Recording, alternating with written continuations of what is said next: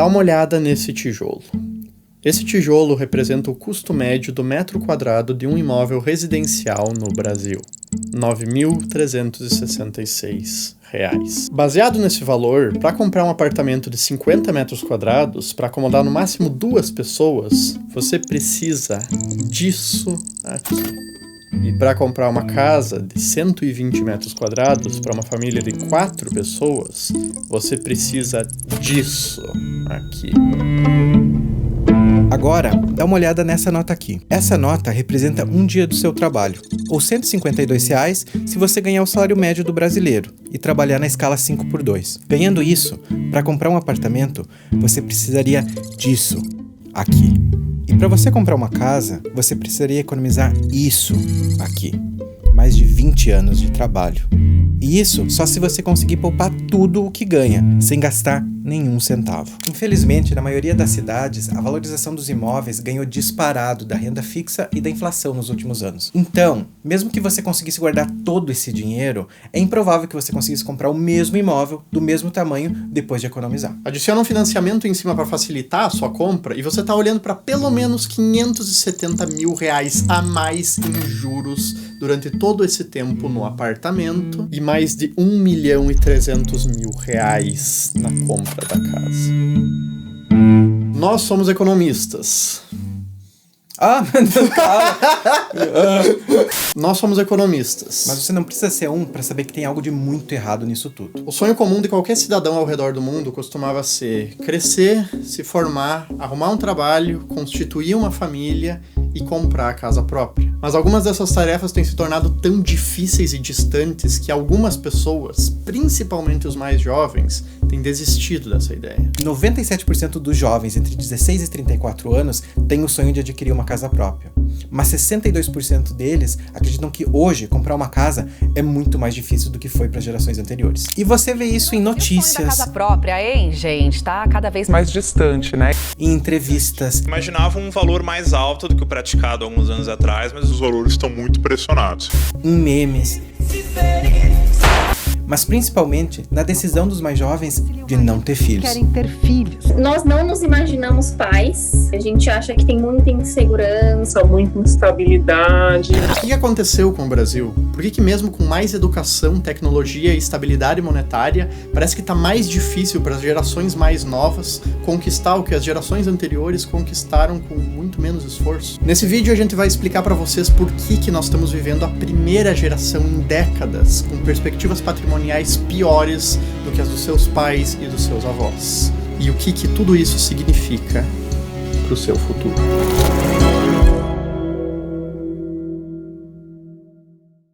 A única forma plausível de produzir um vídeo que nem esse, e que nem tantos outros que a gente já lançou, sem torrar de suor do estresse, é usando roupas confortáveis e que facilitem a absorção de suor. E para essa tarefa não tem nada melhor do que as camisetas da Insider. A Insider dispensa apresentações. Muito antes de a gente sequer ter uma parceria, o meu guarda-roupa já estava cheio de Insider. Então isso aqui foi meio que o casamento perfeito. Além da Tech T-shirt, eu recomendo muito a Henley também, que é muito elegante. E agora que tá ficando um pouco mais frio, a manga longa é excelente também. Usando o cupom Manual da Economia pelo link na descrição, você tem 15% de desconto em qualquer peça Insider no site. E além de ficar confortável e comprar uma camiseta que vai durar muitos anos para você, você também ajuda o nosso trabalho aqui no canal. Essa é a recomendação mais fácil que eu tenho para fazer para vocês, porque como eu disse, eu gosto da marca e eu já usava mesmo antes do patrocínio. Então clica no link na descrição para aplicar o cupom automaticamente e vai de Insider que eu garanto que você não vai se arrepender. Agora de volta pro vídeo.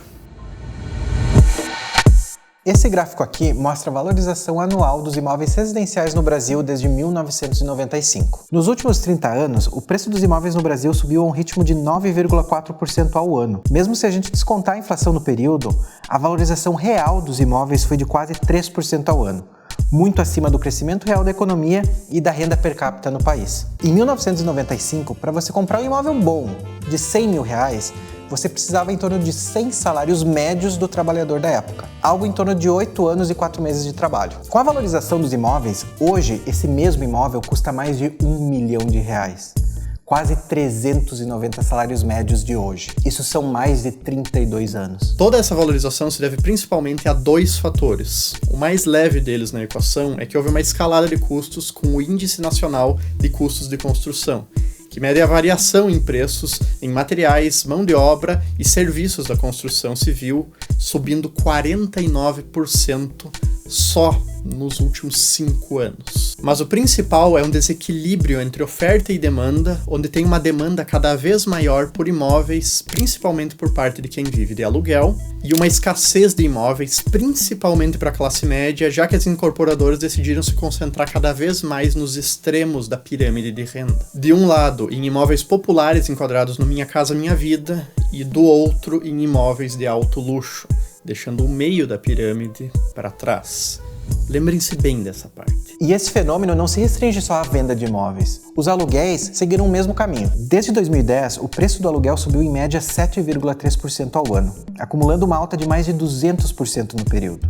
Somente nos últimos 3 anos, o preço do aluguel saltou mais de 32% acima da inflação. O resultado disso é que, enquanto em 2010 o aluguel comprometia em média 12% da renda do brasileiro, hoje ele já compromete mais de 30%. Em grandes centros urbanos como Rio de Janeiro e São Paulo, esse número é ainda maior. Se você for pensar em todos os bens que você tem hoje, celular, geladeira, televisão, a tendência sempre foi, com o passar do tempo, que eles ficassem melhores e mais baratos. Funcionalidades que eram consideradas de luxo, como o touchscreen do primeiro iPhone, hoje se encontram em todos os celulares de entrada. E essa mesma lógica se aplica a todos os outros produtos industrializados. Agora, por que casas e apartamentos não ficaram melhores e mais baratos com o passar do tempo? Quer dizer, eles até ficaram melhores, né? Mas mais baratos não ficaram. Primeiro porque casas não podem ser produzidas igual iPhones. Tem uma limitação de espaço para você produzir elas, e mesmo que não tivesse nenhuma lei ou empecilho para a construção, ainda assim seria muito mais difícil de produzir elas do que qualquer outro bem industrializado. A segunda parte, e essa é, de novo, a mais relevante, é que todas as pessoas no Brasil e no mundo todo tratam apartamentos, casas e terrenos como ativos e compram elas esperando que elas se valorizem, já que elas fazem parte do seu patrimônio. Você compra o seu carro e o seu celular esperando que, com o passar do tempo, eles vão se desgastar e perder o seu valor. Já a sua casa ou apartamento, mesmo que 15 anos depois a pintura tenha toda descascado e o cachorro tenha arranhado todas as portas, ainda assim, na grande maioria das vezes, ela vai valer mais. E para você que já tem uma casa, isso é uma notícia excelente. Você comprou um ativo, desfrutou e usou dele com a sua família, e 15 anos depois, ele ainda vale mais. Mas para quem não tem casa e vive de aluguel, isso é um péssimo negócio. Os inquilinos estão presos num ciclo de casas e apartamentos cada vez mais caros e velhos. E toda vez que eles se valorizam, o aluguel também sobe, deixando eles com cada vez menos dinheiro para sequer pensar em comprar a sua casa própria. E claro, vale lembrar que esse não é um fenômeno exclusivo do Brasil. Praticamente o mundo inteiro está sofrendo com uma crise de habitação. Mas no Brasil, essa situação é ainda pior devido a uma única palavrinha: renda. No nosso país, a gente conseguiu a façanha de combinar uma alta no preço dos imóveis com uma redução na renda de boa parte dos brasileiros. Somente nos últimos 12 anos, entre 2012 e 2024, a renda média real dos trabalhadores com ensino superior no Brasil caiu 12%. Essa é a maior queda entre todos os grupos de escolaridade, apesar de também ter havido uma redução entre os trabalhadores com ensino médio completo e com ensino fundamental completo. Somente 2 grupos tiveram ganhos reais de renda nesse período: aqueles com ensino fundamental incompleto, que tiveram um aumento modesto na renda de menos de 3%, e os trabalhadores sem instrução, que tiveram um ganho real de mais de 40% nesse período, fruto principalmente de uma expansão dos programas sociais, expansão de serviços básicos e políticas sociais de combate à pobreza. Só que como o número de trabalhadores sem instrução no Brasil ainda é muito grande, esse ganho expressivo de renda acabou puxando a média de todos os trabalhadores lá para cima, para 10,5%. Mas essa média claramente não reflete a realidade de todos os trabalhadores. Pelo contrário, ela mascara a deterioração econômica de boa parte dos brasileiros. Lembra que eu falei para vocês que as construtoras se especializaram em imóveis populares e de alto luxo só? Pelo menos um pouco disso essa estatística explica. Essa queda imensa na renda dos trabalhadores escolarizados é um resultado da diminuição do valor do ensino superior no Brasil. O número de pessoas que terminaram o ensino superior nesse período dobrou de 12 para 22 milhões. Enquanto que a economia do país cresceu menos de 50% no mesmo período. E os empregos que foram gerados foram, na sua maioria, empregos que exigem pouca escolaridade e pagam baixos salários. Se a gente pegar só os números de 2023, por exemplo, o Brasil criou 1.500.000 postos de trabalho com carteira assinada. Só que 99% dessas vagas de trabalho pagavam até um salário mínimo e meio. Os empregos com remuneração melhor diminuíram. Isso torna o sonho de comprar um imóvel especialmente mais difícil, principalmente para os jovens e para os recém-formados. Aliás, é interessante que se a gente voltar para aquele gráfico lá no início do vídeo, vocês podem perceber que o preço real dos imóveis estagnou ou até mesmo caiu nos últimos anos. Mas como a queda na renda da população, principalmente a escolarizada, foi proporcionalmente maior, o resultado é que os imóveis ficaram relativamente mais caros. E é essa relação entre renda e preço dos imóveis que realmente importa. E de acordo com essa métrica, as condições para você adquirir o seu primeiro imóvel estão cada vez piores. O problema fundamental do mercado imobiliário brasileiro é o descompasso entre oferta e demanda. Tem muito mais gente querendo comprar imóveis a preços razoáveis do que tem imóveis a preços razoáveis sendo vendidos por aí. Mas, como a gente já comentou, por mais que isso seja um problema global, existem lugares que conseguiram evitar essa tendência. Cidades como Tóquio, no Japão, e Minneapolis, nos Estados Unidos, conseguiram controlar os seus preços imobiliários com políticas agressivas de construção. Em média, desde 1960, Tóquio aumentou o número de residências na cidade a um ritmo de 2% ao ano. Isso pode parecer pouco, mas é um ritmo de construção 4 vezes maior do que Londres, Nova York e Paris. Isso fez com que o número de habitações na cidade mais do que triplicasse, de 2,5 milhões em 1963 para 8,2 milhões em 2023, o que resulta em casas e aluguéis mais baratos para a população. O mesmo aconteceu em Minneapolis, nos Estados Unidos. A cidade foi o centro urbano que mais construiu casas no meio oeste nos últimos 8 anos. O resultado é que, enquanto em todas as outras cidades da região os preços dos imóveis e dos aluguéis subiram, em Minneapolis, eles caíram 20% desde 2017. Tóquio e Minneapolis nos mostram que, às vezes, a solução mais simples também é a mais eficiente, e que o problema de casas caras se resolve, obviamente, construindo mais casas. Tá, mas por que elas conseguem e todas as outras cidades do mundo não conseguem fazer a mesma coisa? Bom, vamos rebobinar um pouquinho. Lembra quando eu disse: todas as pessoas no Brasil e no mundo todo tratam apartamentos, casas e terrenos como ativos? E também, para você que já tem uma casa, isso é uma notícia excelente. Você comprou um ativo, desfrutou e usou dele com a sua família, e 15 anos depois, ele ainda vale mais. Mas para quem não tem casa e vive de aluguel, isso é um péssimo negócio. Por mais egoísta e mesquinho que possa parecer, para quem já tem uma casa ou um apartamento, é um péssimo negócio deixarem construir 20 prédios na vizinhança. O bairro fica mais adensado, mais difícil de se locomover, o trânsito piora e o valor da sua casa cai. Quem aluga vê a sua renda de aluguel diminuir e quem tem casa ou apartamento vê o valor do seu patrimônio diminuir. E se o seu único patrimônio relevante é a sua casa ou apartamento, como é o caso de muitos brasileiros, você não quer ver isso acontecer. E é aí que entram as leis de zoneamento.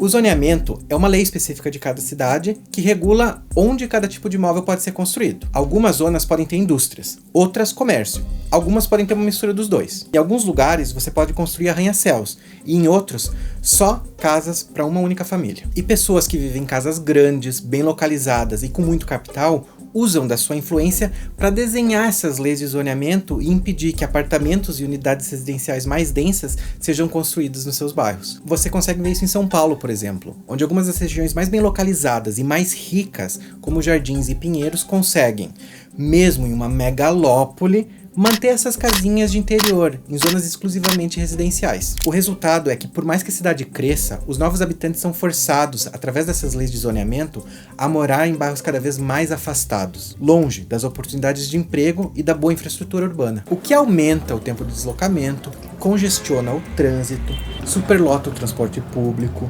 piora a poluição e contribui para a favelização das regiões mais marginalizadas. Tóquio e Minneapolis, pelo contrário, alteraram as suas leis de zoneamento, permitindo que as empresas construíssem mais, incluindo unidades residenciais mais densas, como prédios de apartamento, permitindo ocupar melhor o espaço limitado. Em Tóquio, por exemplo, as leis de zoneamento não são decididas pelas cidades, mas sim determinadas a nível nacional, de maneira uniforme para todo o país. Isso evita que figuras políticas locais usem da sua influência para pressionar pela aprovação de leis de zoneamento que beneficiem as suas casas ou os seus empreendimentos, algo que acontece com muita frequência na grande maioria dos municípios do Brasil. Em Minneapolis, a solução foi ainda mais simples. A cidade aboliu todas as zonas que antes só permitiam a construção de casas unifamiliares, permitindo que as empresas construíssem o que elas quisessem, incluindo muitos prédios de alta densidade para novos habitantes. E a consequência, como a gente viu, foi uma queda no preço dos aluguéis e no valor dos imóveis por toda a cidade. No Brasil, outra ferramenta que é usada para dificultar a construção de novas moradias é a burocracia. Segundo o Banco Mundial, a aprovação de um projeto de construção imobiliária no Brasil envolve em média 19 procedimentos burocráticos e leva em média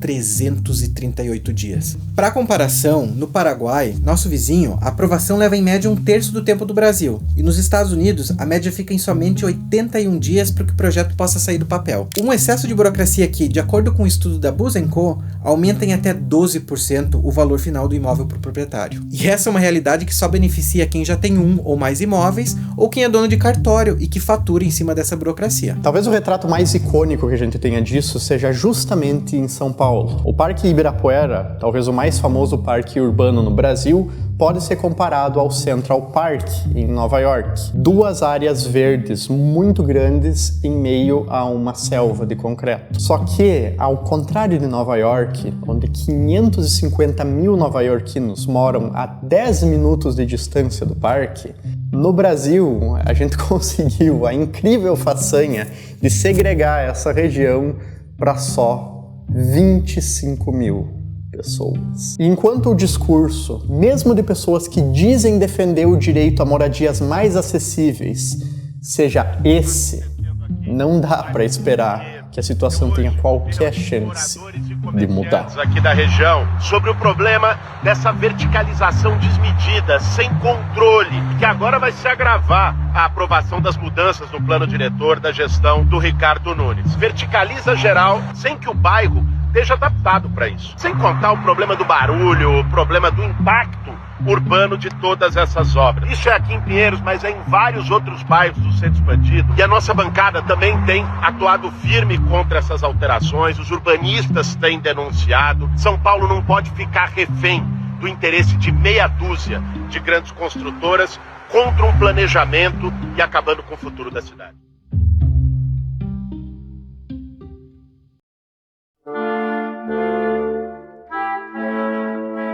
O maior problema da crise imobiliária é que ela não é só um problema de gestão pública. De certa forma, ela é um conflito de interesses entre diferentes partes da população. Dos interesses dos proprietários contra os não proprietários, dos locadores contra os inquilinos e, das pessoas com 1, 2 ou 3 casas contra as pessoas que ainda querem comprar o seu primeiro imóvel. E não tem solução fácil ou rápida que não prejudique pelo menos um grupo para que o outro possa se beneficiar. Individualmente, o que você pode fazer é um pouco limitado, mas ainda há algumas estratégias. Para quem tem condições e está disposto a deixar a sociedade atual, talvez uma mudança para mais longe dos grandes centros seja uma solução. O home office cresceu nos últimos anos e pode possibilitar viver mais afastado dos grandes centros. Para outros que têm alguma reserva maior, talvez seja viável continuar economizando e esperar uma oportunidade única, ou até mesmo alguma crise que possa ser desencadeada nos próximos anos para tentar comprar o imóvel a um preço mais razoável. Mas essas são soluções para uma parcela muito pequena da população. A maior parte das pessoas não pode simplesmente se mudar ou acumular dinheiro indefinidamente esperando uma oportunidade aparecer. E para essas pessoas, se forem jovens, A solução vai ser continuar morando com os pais, pelo menos por mais alguns anos. A realidade é que o sonho da casa própria, da forma como que ele foi vivido pelas gerações anteriores, talvez não seja mais acessível em grande escala para as gerações mais jovens de brasileiros hoje. E enquanto a mentalidade das pessoas de que a sua casa, o seu apartamento, o seu terreno são ativos que precisam valorizar a qualquer custo,